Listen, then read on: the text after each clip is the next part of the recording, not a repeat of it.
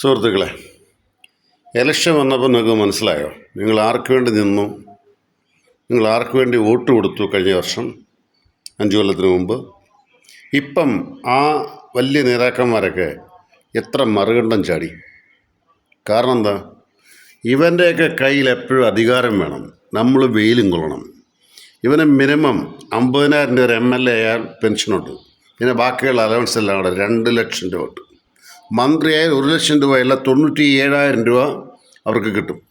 അതേസമയം ബാക്കിയുള്ള അലവൻസ് എല്ലാം, യാത്ര ചെയ്യുന്നത്, ഭക്ഷണം കഴിക്കുന്നത്, കൂട്ടുകാർക്ക് അണ്ടിപ്പരിപ്പ് വാങ്ങിച്ചു കൊടുക്കുന്നത്, അതുപോലെ എല്ലാം ചികിത്സാ ചെലവും കിട്ടും. അപ്പോൾ ഈ അധികാര രാഷ്ട്രീയം ശരിക്കും അതുകൊണ്ടല്ല, അതിനല്ല ഇവരത്തില്ലേ കടിപിടി കൂട്ടുന്നത്. ഞാൻ 1-2 പേരുടെ പേര് പറയാം. ജി സുധാകരൻ എന്തെങ്കിലും കമ്മ്യൂണിസ്റ്റ് പാർട്ടിയിൽ നിന്ന് പോകും നമ്മൾ ചിന്തിച്ചിട്ടുണ്ടോ? അതായത് സ്വതന്ത്രമായിട്ട് മത്സരിക്കുന്നത്, കോൺഗ്രസ് സപ്പോർട്ട് ചെയ്യാന്ന് പറഞ്ഞു. കോൺഗ്രസ്സിന് അവൻ്റെയൊക്കെ അവനും ആണത്തില്ല, കോൺഗ്രസ് സപ്പോർട്ട് ചെയ്തത് ഒരു കൂട്ടം ബദലുണ്ട് അപ്പുറത്ത്. അതിപ്പം കോൺഗ്രസ് ആലപ്പുഴ കുറച്ച് എതിരുണ്ട്. ഐഷ പോറ്റി ഇടതിൻ്റെ കൂടെ നിന്നാണ് 3 തവണ ആയതാണ്. ജില്ലയിലുണ്ടായിരുന്നു, ജില്ലാ പഞ്ചായത്തിലൊക്കെ ഉണ്ടായിരുന്നു. 3 തവണ MLA ആയതാണ്. 3 തവണത്തെ പെൻഷൻ എത്ര? 35,000 രൂപ ഒരു മാസത്തെ ഒരു MLAയുടെ പെൻഷൻ. ഇപ്പം 3 തവണത്തെ പെൻഷൻ എത്രയും? Nearly 1 lakh.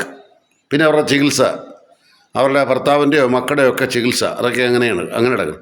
ഇനി അടുത്ത് എനിക്ക് ചോദിക്കാൻ, കുഞ്ഞികൃഷ്ണൻ, അദ്ദേഹം പിന്നെ കുറച്ച് ആദർശം വെച്ച് ഇറങ്ങിപ്പോയാൽ എനിക്ക് തോന്നുന്നു. കാരണം കമ്മ്യൂണിസ്റ്റുകാരനെ വിമർശിക്കുന്നവന് കമ്മ്യൂണിസ്റ്റുകാരോട് നിൽക്കാനൊക്കത്തില്ലല്ലോ. കുഞ്ഞികൃഷ്ണൻ, അദ്ദേഹത്തിൻ്റെ പുസ്തകത്തിൻ്റെ പേരിൽ അദ്ദേഹം ചില കാര്യങ്ങൾ, രക്തസാക്ഷികളുടെ പൈസ അടിച്ചു മാറ്റി എന്ന് പറഞ്ഞ കാര്യം അദ്ദേഹം പറഞ്ഞുകൊണ്ടാണ് അദ്ദേഹം പുറത്താവുന്നത്. പക്ഷേ അദ്ദേഹം സ്വതന്ത്ര സ്ഥാനാർത്ഥികളുടെ അതിനിപ്പം നാളെ വലിഞ്ഞു കയറി കോൺഗ്രസ് സപ്പോർട്ട് കൊടുക്കുമോ എന്ന് എനിക്കറിഞ്ഞൂടാ. അത് കൊടുക്കാൻ ചിലപ്പോൾ സാധ്യതയുണ്ടായിരിക്കും.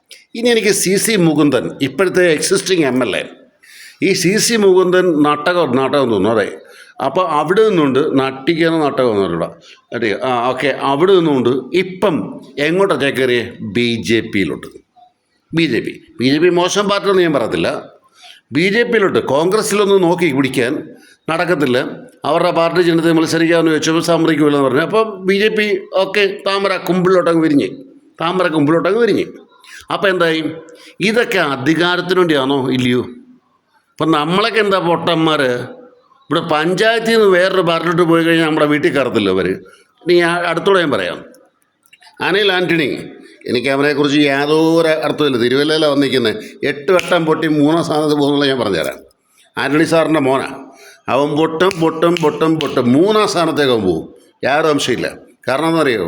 അവൻ കോൺഗ്രസിൻ്റെ ചൂറ്, കോൺഗ്രസ് എന്ന് പറയാക്കത്തില്ല, ആദ്യം കമ്മ്യൂണിസ്റ്റുകാരുടെ വന്നു ആൻ്റണി, പിന്നെ കോൺഗ്രസിൻ്റെ കൂടെ നിന്ന് വളർത്തിയെടുത്ത് എലിസബത്ത് ടീച്ചറുടെ മകൻ, അവർ ബാങ്കിൽ എഴുതിയേ.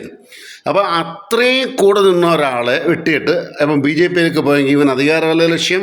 ഇനി അടുത്തൂടെ ഞാൻ പറയാം, ജോസ് കെ മാണി കോൺഗ്രസിൻ്റെ കൂടെ നിന്ന് ഇടതുപക്ഷത്തിൻ്റെ ഏറ്റവും കൂടുതൽ അപഹാസ്യം ഏറ്റുവാക്കിയ ഒരൊറ്റ എടുത്തത് ജോസ് കെ മാണി. അറിയാമോ?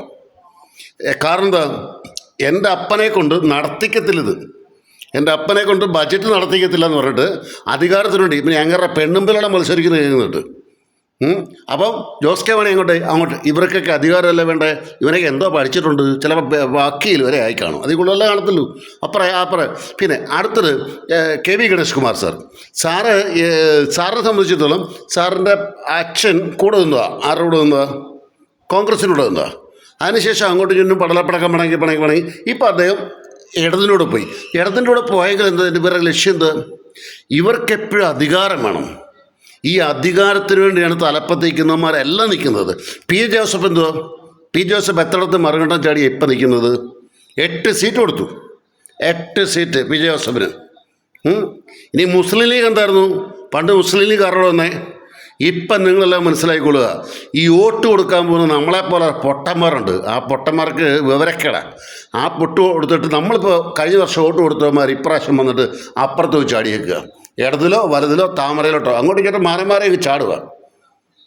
എന്ത് ജനായത്വം! ഇത്രയും വലിയ കുതിരക്കച്ചവടം ജയിച്ചു കഴിഞ്ഞായിരിക്കും നടക്കുന്നത്. ഇതുപോലെ വൃത്തികെട്ട ജനായത്വം നടക്കില്ല. ഏതാണ്ട് ഞാനത് നോക്കിയില്ലത്, ഇത്ര പെർസെൻറ്റേജ് ഓഫ് 31% ആണ് ആളുകൾ മറുകണ്ഠം ചാടുന്നത്. ഇവിടെ അല്ല, ഓൾ ഇന്ത്യയിൽ.